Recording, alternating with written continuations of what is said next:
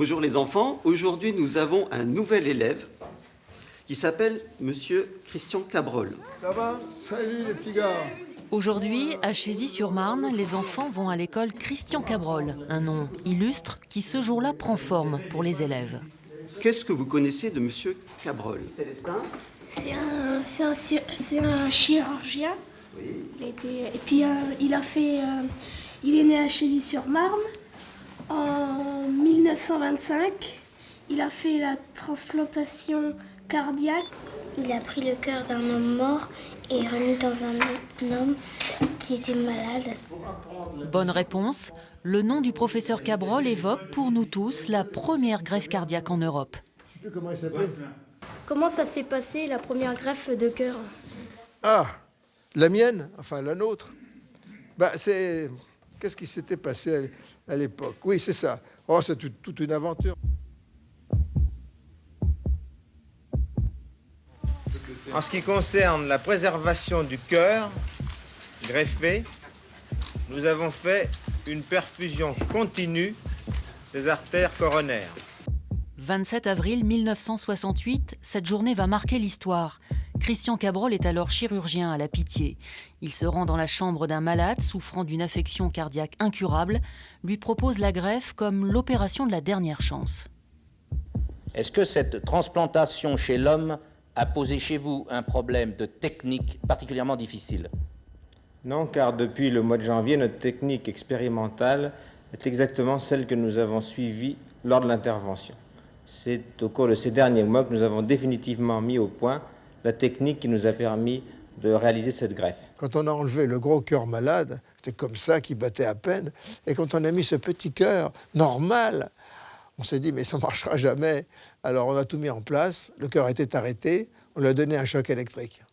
1 seconde, 2 secondes, pof, ça y est. Il est reparti comme une horloge et ça a été absolument extraordinaire. Monsieur Cabrol, il me semble que vous avez déjà fait de nombreuses transplantations cardiaques chez le chien. Combien? 75. On s'était tellement entraîné dans l'équipe en opérant des chiens que ça nous a paru tout à fait banal. On vit ici un petit peu sur les nerfs. À quelques mètres d'ici se trouve le patient qui vit avec un cœur greffé et devant vous les hommes qui sont responsables. Techniquement, l'opération est au point, mais à l'époque, les patients choisis, volontaires pour la greffe, sont des malades cardiaques en phase terminale. Les patients ne vivent que quelques heures ou quelques jours. Alors évidemment, c'était un échec. Mais que ça a été fait par une petite équipe comme nous qui n'étions pas dans un service de chirurgie cardiaque, eh bien, ça a tellement stimulé les autres que tout le monde s'est mis à faire des greffes cardiaques dans des services de chirurgie cardiaque. Pour un seul hôpital français, la Pitié-Salpêtrière, on en est déjà à plus de 150 greffes du cœur dans le service du professeur Cabrol. Rien ne prédisposait cet homme, issu de la terre, à devenir un pionnier de la médecine. Fils de paysan, heureux dans les bois et les champs, comme il aime le dire, complexé au contact des Parisiens qui venaient le week-end à Chézy, lui qui vit dans une ferme. Sa destinée, il la doit à son grand-père, Émile, le médecin du village. Je voyais papa, maman travailler dur, etc., se battre pour c'était des catastrophes avec l'agriculture. Et pourtant, ils s'en donnaient de la peine. Puis le grand-père, lui, peinard, il se réveillait à 10 h du matin. C'était cette vie-là qui m'intéressait. Ça a été tout à fait un hasard. D'abord parce que mon grand-père m'a dit non, pas question que tu sois médecin, parce que ce que tu vois là, dans la médecine de campagne, c'est fini. Il faut que tu sois chirurgien. Il pensait être chirurgien dans la ville voisine, à Château-Thierry. Mais après des études de médecine à Paris, l'internat, il va faire la rencontre de 2 grands noms, Norman Shumway et Chris Barnard, qui expérimentent déjà les greffes cardiaques aux États-Unis, où il complète sa formation. Puis il revient à la Salpêtrière. Il se sent prêt à tenter l'expérience en France. Monsieur Cabrol fait partie des pionniers et qui a osé faire un certain nombre de choses.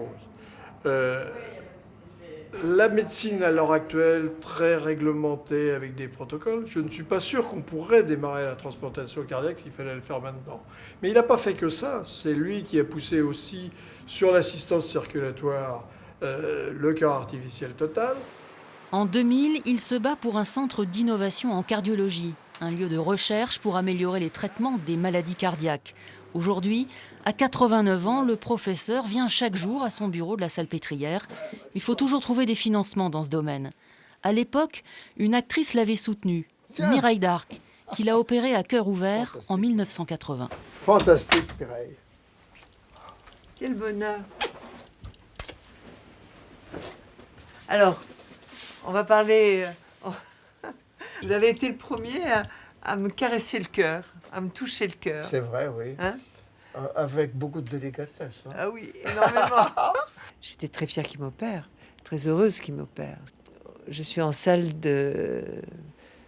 où on va m'opérer, et d'un seul coup, je vois un chirurgien tout habillé de vert se pencher au-dessus de moi, et je reconnais les yeux. Je vois les yeux bleus, et je commençais déjà un tout petit peu à partir et à m'endormir. Et je lui dis, vous savez, professeur, je porte souvent des robes décolletées. Et puis je suis partie. Et au réveil, j'ai vu qu'il ne m'avait pas fait de cicatrice trop encombrante. Ça a été une jolie rencontre. Et par la suite, on a créé une complicité ensemble. Vous avez une belle vie quand même. Vous avez eu une vie très riche, très dense, très... Comme vous, Mireille. Oui, mais attendez, vous sauvez des vies humaines tous les jours. Moi, j'ai pas sauvé des vies humaines. Si, maintenant, un peu avec la chaîne de l'espoir. Mais je veux dire quand même que ce que vous avez fait, je veux dire, c'est d'une telle force. C'est d'une telle... vous avez tellement fait avancer la chirurgie cardiaque. Mais vous, par votre exemple. Oui, peut-être. Si, votre exemple.